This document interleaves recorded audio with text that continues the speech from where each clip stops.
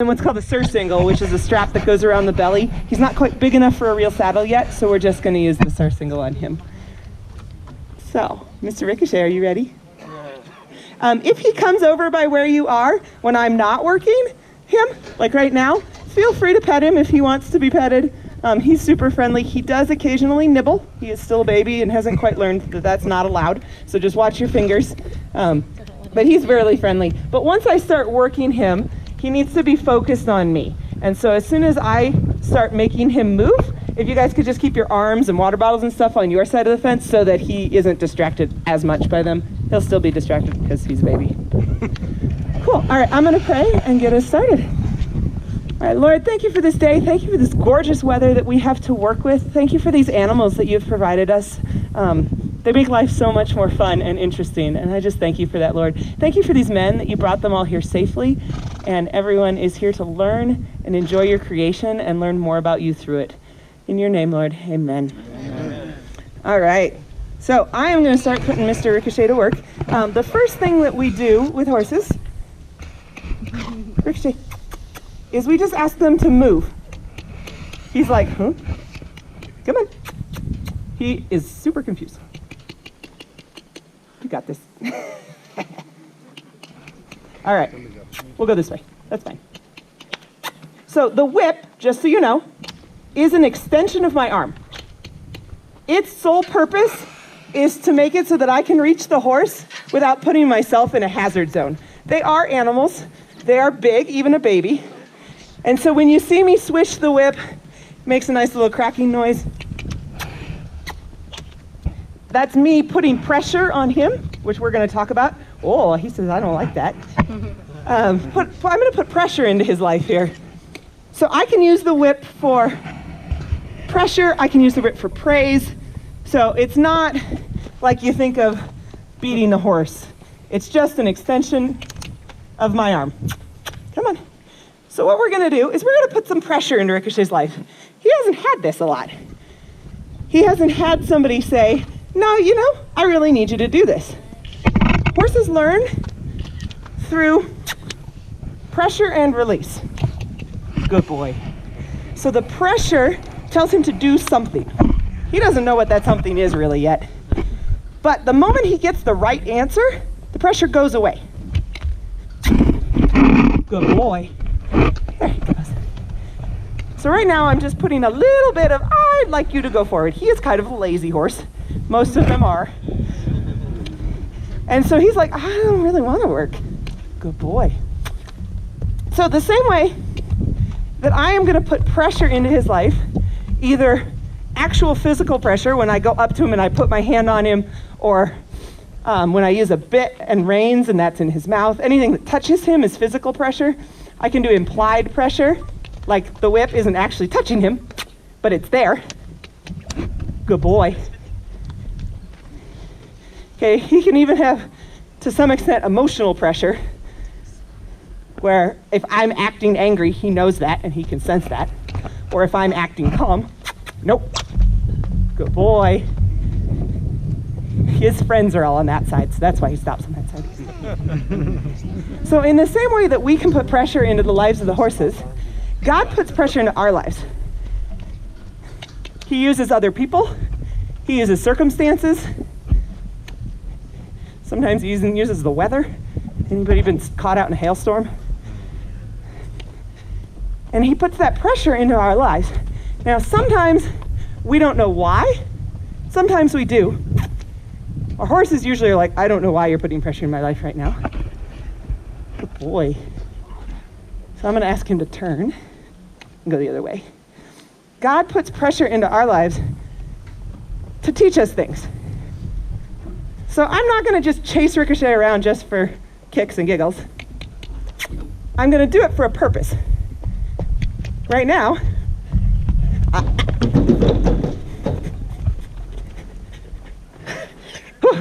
I'm not fast enough. Good boy. All right, so what happened there was that Ricochet said, I don't want to go that way. My friends are on this side. I want to be over there. And I said, no, you need to go the way that I asked you to go. Whew, I'm out of breath. Good boy.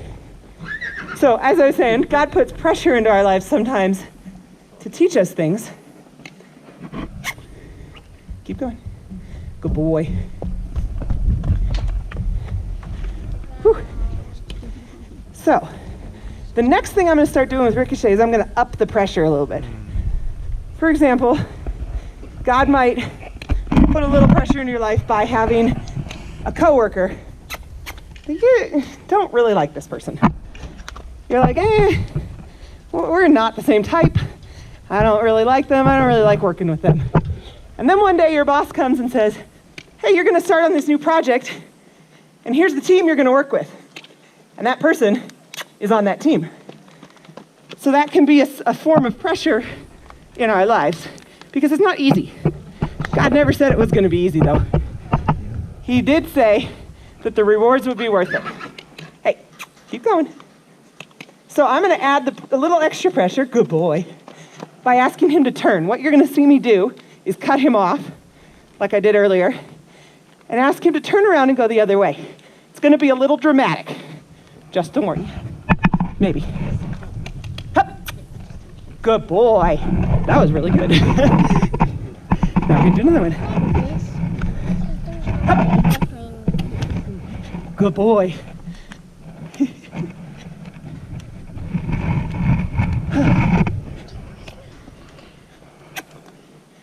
Good.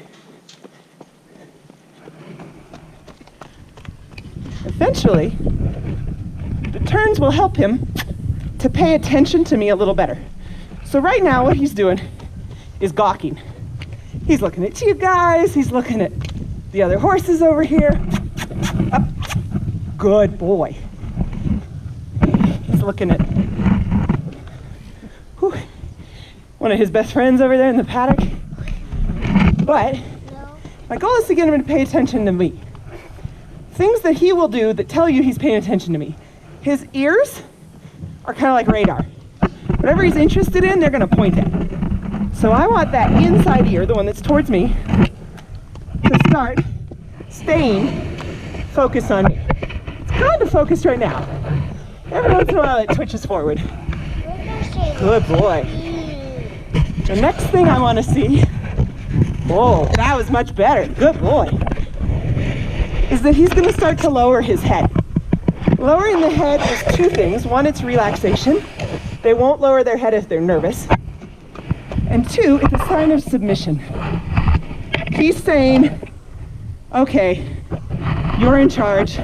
I'm a grazer. I'm just going to eat some grass.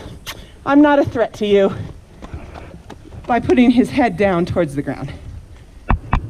So right now I've got his ear. That's about it. And he's kind of sort of paying attention. The more he pays attention, the quicker he's going to turn around when I get in front of him.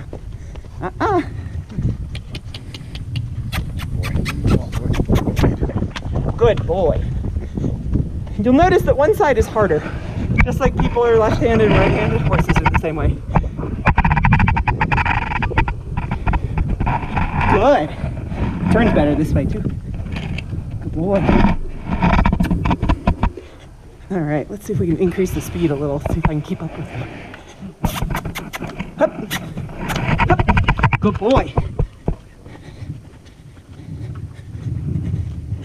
Very nice. Good boy. Did you see how quick he stopped? He's paying attention now.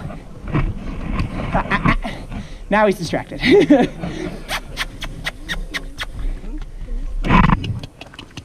Good boy. There you go. Good. Hup. The head wiggles, tail swishes, those are, I don't want to. Like a bunch of toddlers. He is at a year old. At a year old, he's the equivalent of like early grade school in terms of how much he's learned and how much growing he has. They're considered adults at 4, the same way an adult human is considered that at 18, but that doesn't mean that they're really fully 100% an adult yet. Some horses still growing at 4 physically. We usually ride them for the first time right around their 3rd birthday, because their bodies, get up, aren't mature enough to physically carry our weight until then. But there's lots of other things they can learn before that point. Good boy. All right, I'm gonna let him stand for a second. So what that was, well, partly he was tired, yeah. Oh, you're okay. Well, something over there was scary. Good boy. What that turned in, instead of out, was I want to be part of your herd, instead of running away from you all the time. Horses are herd animals by instinct. They want to be with others. It's a lot stronger in them than it is in people. They don't want to be alone because a wild horse that's alone is much more likely to get eaten. Yeah, good boy. So when he turned in, I'm rewarding him by taking the pressure away. So God does that to us sometimes. Sometimes he doesn't take it away when we think he should. And that happens with horses too. They're like, well, but that was the right answer. So as he progresses, just turning in won't be enough to get the release because he'll have learned it. But for right now, as a baby, that's the step that he needed. Good boy. Yeah. You gonna run away? You're gonna stand there? You're all right. He says, you've been running me around. I thought all you ever did was pet me. Yeah. He says he's not quite ready yet. Come on. So I'm gonna have him move just a little more until he tells me that he's completely ready to stand still. He doesn't think he's ready to wear a surcingle and a saddle blanket and have a job. But I say he's ready for a beginner job. Same way God sometimes comes to us through that pressure in our lives. And he says, yeah, I think you're ready to have this job. So, good boy. I do camp. That's what I've always done, ever since I was a teenager. But for a while, I did college, I had a full-time camp job, and God took that away from me through circumstances in my life. He said, I need you to be more dependent on me and just me. And he put me in a place where I did not have a full-time job. I had summer jobs that usually extended into the fall, and then I had winter jobs, and then I'd go back to my spring, summer, fall jobs.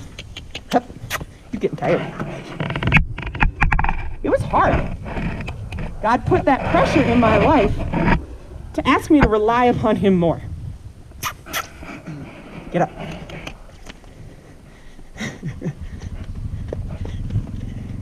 Good boy. He used those circumstances of the fact that I never knew where I was going to be in the next 3 or 6 months.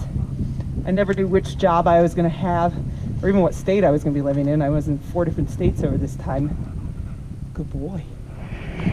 And he used that to teach me a lot of things, but one of them was that no matter what happened, he was always going to be there for me.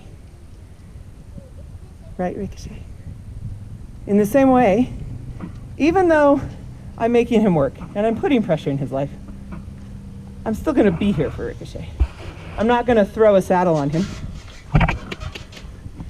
and make him run around loose in the field with the saddle on by himself. I'm going to be there. God does the same thing for us. Good boy. Attaboy. Yeah. Think the licking and the chewing, that's a I'm thinking face. You're thinking hard. He's like, I have no idea why we're doing this. This is the weirdest thing. Yeah, cool. See? Yeah, you're okay. His favorite place to be scratched is right at the base of his withers, where his mane ends and connects into his back. In fact, his little brother's the same way. I was out there yesterday. Turn. Good boy. I could have spent hours scratching that baby and he would not have objected. Come on. A little more. Hup. Good boy. Did you see the argument there for a second? The head, I don't wanna.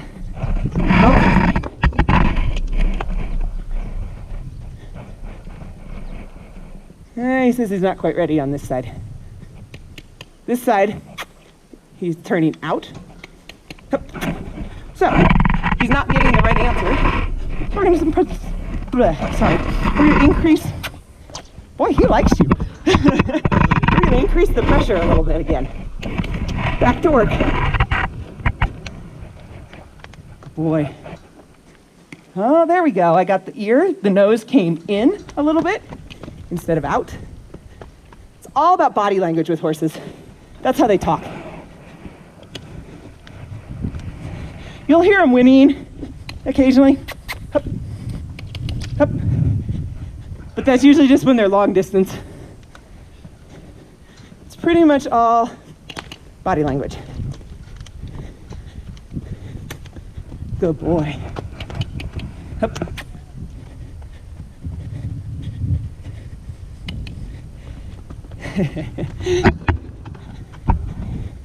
For his age, he's really doing very well.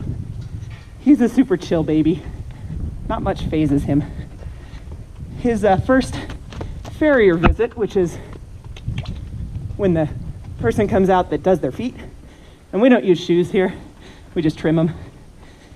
He let her do all four first time. Usually you get like one foot done and then you come out again a week later and you do the other foot on the same side and hup. Good boy. Sorry about the dust.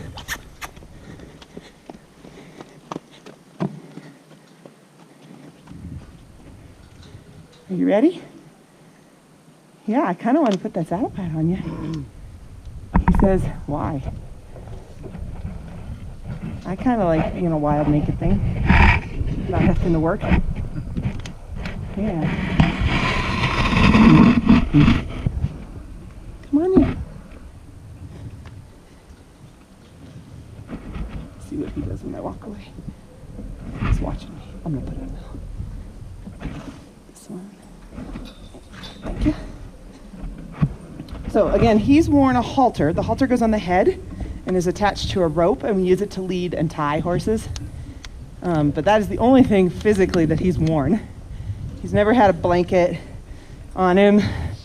Some places where the weather gets nasty, they put blankets on their horses, but ours don't need it here. The trees are enough shelter for them when we get the little bit of snow that we do get.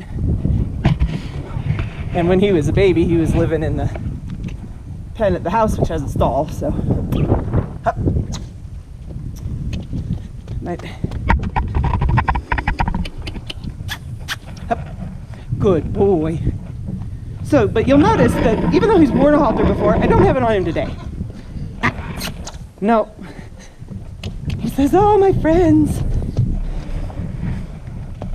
Because today, I want him to learn to make these choices for himself and be responsible for himself. I could put a halter on him and tie him to the fence and put a saddle blanket on him, and there might be a little bit of drama, but I could get it on there. But what we want is for him to learn that it's not a big deal, and to learn to be responsible for his own feet and keeping them still when he needs to keep them still and move them when he needs to move them, rather than me making it happen through tying him. So we're using the pressure to teach him to be responsible for his feet. And again, it's just like God using that pressure to teach us.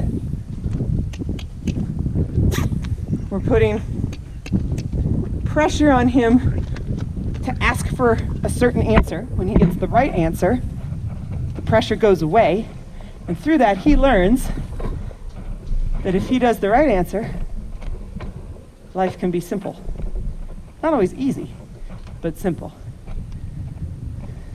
It's not always easy to be a mountain horse and have to climb big mountains, or to be a show horse and have to deal with the chaos of the show ring. You think this is a lot of people.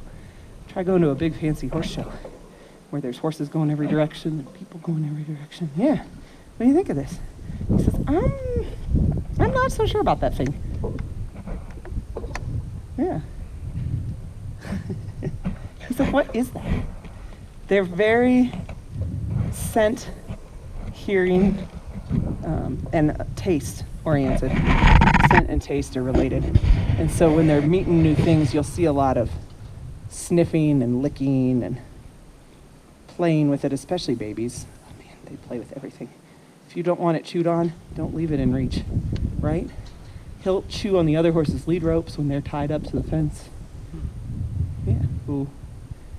So his responsibility right now, is to stand still.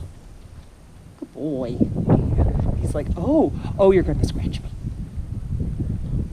There it is, that's the happy face. Sometimes they get their lip wiggling. What do you think? It's gonna fall off if you move. Good boy. He's like, what is this? Not too sure.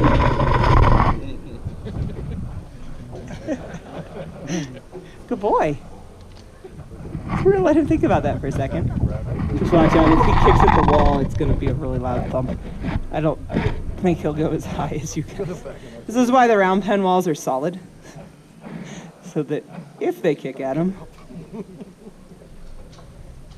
Oh, okay. Walk. And again, the whip is just an extension of my arm. I can do all this stuff without it. But it's a little easier on me if I don't have to run. And it keeps me out of his foot range. Especially if you're working with a horse that's a little more resistant. He's a very willing horse. He wants to learn, he wants to please. He doesn't always know the answers, but he's like, I think you want me to do something? Okay, I'll try. Whoa. Good boy. Good whoa. Good boy. So he wants to try. He just doesn't always know what.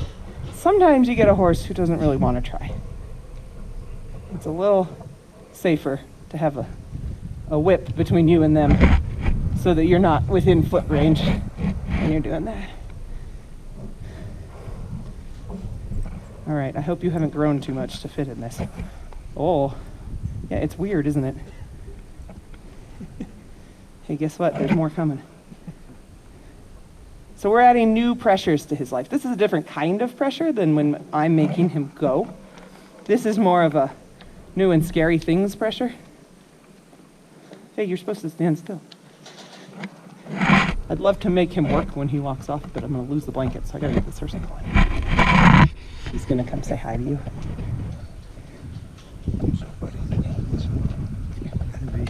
You're distracted. So what this strap simulates is the strap that holds a cinch onto the horse. It's way too small. Can you hand me the belly strap piece of the black one? Yeah. He hasn't worn it before, so it wasn't sure what size he'd be. Good boy. This has given him time to think, so this is okay. So we're gonna add this new pressure to his life here. And this is gonna be actual physical pressure. He's wearing a blanket, which he's never done. And I'm gonna put this strap under his belly, which he's never had. Ooh. Oh. Good boy. Good boy. Yeah, good. Whoa. Oh, there's the thinking face again. I don't know if you guys can see it over there. He's got his licking and chewing going on. So this is gonna be kind of like wearing a belt. When you really snug it down, if anyone backpacks, when you wear a heavy backpack, you know that you like to snug the backpack belt because it makes the backpack comfortabler. If it's loose, it slides around. But he's never done that. He's kind of like, there's something. Oh, it's kind of snug. Some horses get to this point and they're scared of it and they try to buck it off. Some horses get stuck. They're like, I can't move. So we're gonna find out what he's gonna do. I think he's gonna be more towards the I'm stuck type of horse. Good boy. Oh, well, Well, that was anticlimactic. Yeah, good boy. It's not super tight yet. I am going to tighten it a hole or two in a minute, but it's tight enough to keep the blanket on. Hup. Now, I'm going to ask him to do things he already knows how to do. Go around the round pen and turn and change directions when I want him to, but not when he hasn't been told. So he's already learned these lessons. He doesn't know them extremely well yet, but he's learned them. Up. Up. He says, I'm getting tired. I'm just a baby. Good boy. And so we've added a new form of pressure into his life, but we're asking him to keep doing the same thing. God does the same thing to us sometimes. He takes a new form of pressure and puts it into existing circumstances. So for me, that was, oh, he says I don't like this, that I knew how to do camp. I worked at camps for a long time at that point, but now I was back to being seasonal, just summers, which usually means that you aren't allowed to be in charge of anything. The people who are in charge work there all year, and the summer staff come in and they help and they do the activities and they, he's getting tired. They do the frontline work, or they do the labor intensive type of things. That was hard for me. I'd been in charge before. Yeah, I asked you to go. Hup. Yeah, sorry, somebody's playing in the water trough over there. Yeah, I know. Hup, hup, hup. Yeah, you're not allowed to be distracted. So God took something I knew, camp, and he added a new element, which was being seasonal. Hup.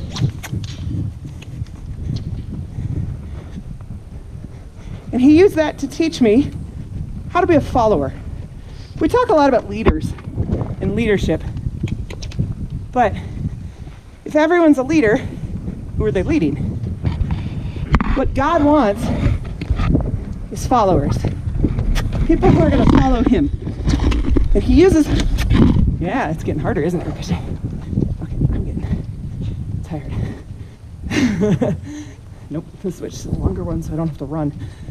This one's just longer so that I don't have to work as hard. Oh, nope, wrong answer. Good boy, good. There, we got a little drama for you guys. There we go. Now I can walk a smaller circle and still reach. Up. So, God is looking for followers. I'm asking Ricochet to learn how to be a follower, to learn how to do the things that I ask him to do, so that as an adult, he can take guests on trail rides, maybe kids, sorry about that, take out beginners and let them have fun. And he can go maybe to parades and look pretty, because he's going to be pretty. But there's a reason I'm teaching him all this stuff. Good. He doesn't know that yet. But I'm asking him to learn to be a follower. Now that doesn't mean I don't want him to stop thinking. I've known horses like that. All they've done their whole lives is one job, and they know that one job, and they think, I know all the answers and I'm just going to do my one job. And they don't pay attention to the rider anymore. They just follow the tail in front of them, or they chase the cow if they're a cow horse, or they pull the cart if they're a cart horse. And they never pay attention anymore. We're not asking him to do that. We're asking him to still be a thinking horse, figure things out when needed. You can just walk. Walk. Walk. Walk. You don't have to run, but you do need to move. God does the same with us. He wants followers, but he also wants thinking followers. And eventually, someday, Ricochet might be the horse that I use to teach the babies. At some point this summer, he's going to start getting led off of other horses, meaning that I ride an adult horse, and I hold his lead rope and he follows us. So that adult horse is still a follower, because he's following me. He's also a leader, because he's leading Ricochet. God does the same thing with us. He starts us out as followers. We've got to learn to follow before we can learn to lead. Good boy. And one of the main ways he teaches us is through that pressure in our lives. Yeah, I'm gonna let him rest for a second. He's like, I'm so tired, guys. I've never had to work this hard in my life, which is true in his case. You ready to tighten? He says, think. Oh, I'm tired. Can I go back to being a baby? Good boy. Yeah. So, do you guys have any questions so far while I'm giving him a rest break? I'm here to laugh. Yeah.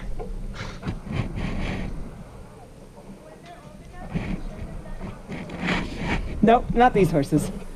Yeah, they're domestic is the phrase we use. So domestic means that they live with people, just like your house dog or cat is a domestic dog or cat, and you're not going to just turn them loose. Most of these horses wouldn't know how to survive in the wild. It's been so many generations since they had to do it that they have kind of lost that instinct. There is one Mustang in there, but he wasn't actually wild. His mom was wild, and when they caught her, she was pregnant with him. Come here, Ricky. He says, I don't understand. We were best friends yesterday, and now you're chasing me around the round pen. Any other questions you guys thought of? Yeah. Horses are like big dogs. Is that true? No, it depends on what you mean by that. So they don't think like a dog. Their instincts are very different. They're a prey animal. A dog is a predator, and so the dog's instincts are, stalking, hunting, things like that. A horse's instincts are all geared towards two things: finding food and not becoming food. So their instincts are all one of those two things.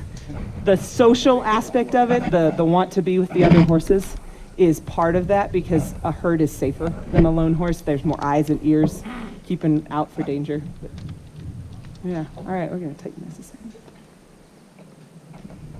Oh, no, you gotta stand still. He says, I'm not sure I want to at this point. Good boy. Yeah. Let me go one more. That's pretty snug. What do you think? Any other questions? I see arms up, but I think it's stretching. Yeah.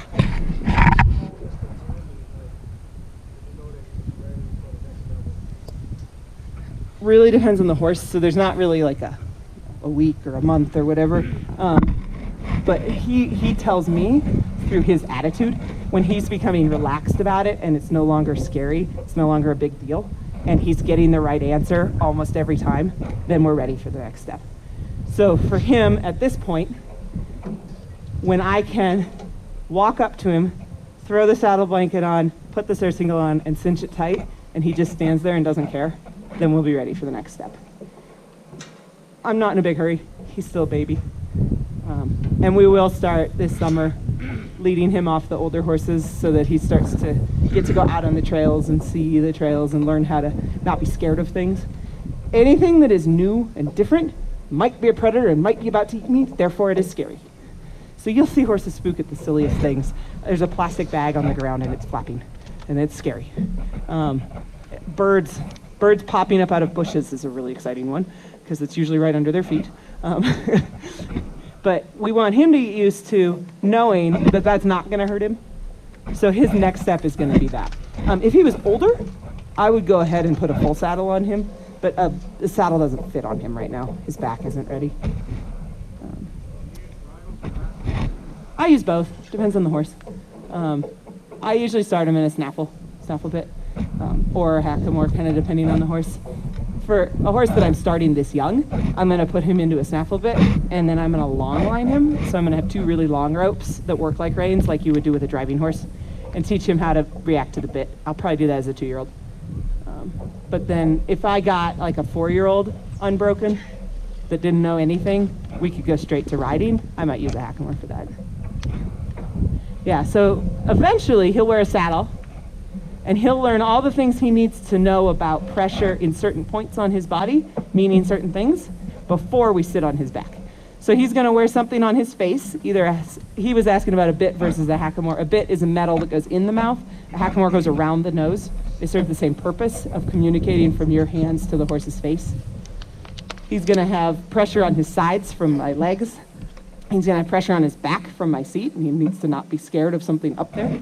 So he'll learn all those things before I sit on his back, so that when I do sit on his back, he's not afraid of them and decides to buck me off, because I kind of don't like being bucked off. All right, your rest break's over, buddy. We're going to do one more lap. They can learn verbal language. They do mostly body language within their herd, but you can teach verbal language to them pretty easily.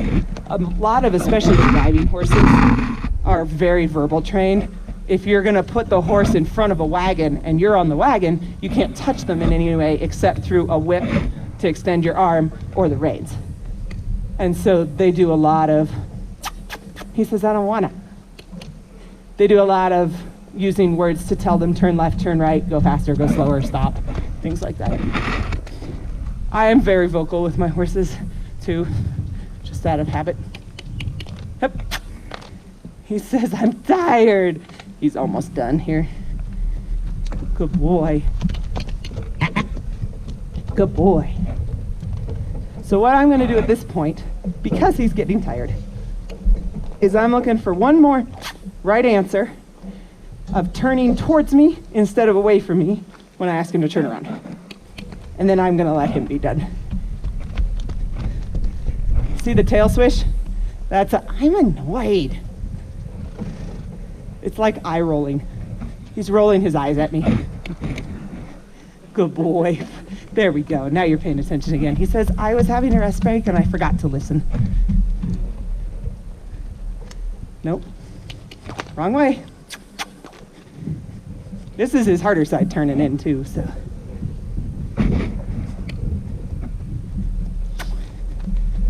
So, as you guys go to lunch and all that, and you're thinking about what you saw, I just want you to remember the pressure, as uncomfortable and annoying, and I don't want it as it is, there's always a purpose. You might find out that purpose this year. You might find it out in 10 years. You might not find it out till heaven.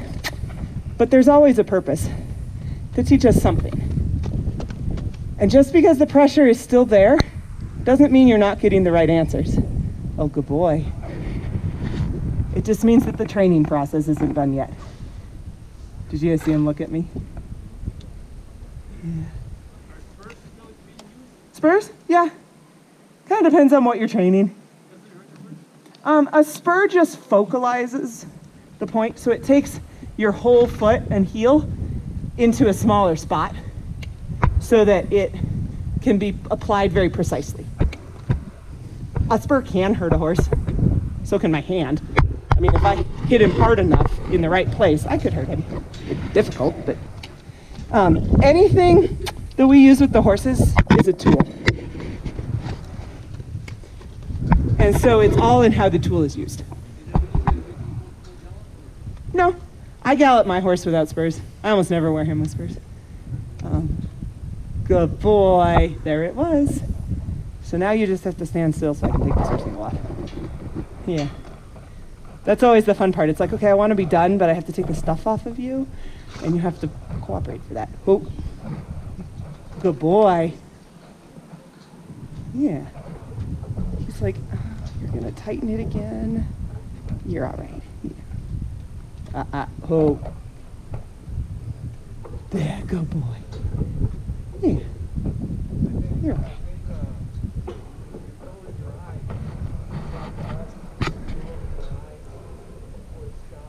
Mm-hmm. Oh.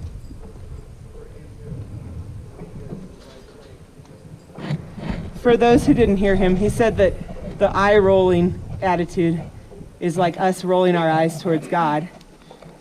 And that first we have to focus on God before he can lead us in the right way. And yeah, that's a great way to put it. You're all right. It's okay, it's not gonna hurt you. He's like, I don't know about this, guys. Yep. Oh, you got a little sweaty under there. Yeah. He says it's hot out today.